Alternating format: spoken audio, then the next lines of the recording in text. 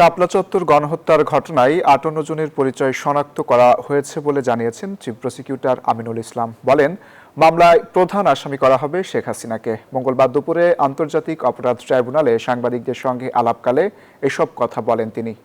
বলেন, তদন্ত প্রায় শেষ হয়েছে আন্তর্জাতিক অপরাধ ট্রাইব্যুনালের তদন্ত সংস্থা। আগামী ৭ জুনের মধ্যেই তদন্ত প্রতিবেদন দাখিল করা হবে। চিফ প্রসিকিউটর আরও বলেন, Bashundhara public school and college ২০২৬ শিক্ষাবর্ষে ভর্তি চলছে। তদন্ত চলমান থাকায় প্রকৃত হত্যার সংখ্যা ও তালিকা এখনই প্রকাশ করছে না প্রসিকিউশন।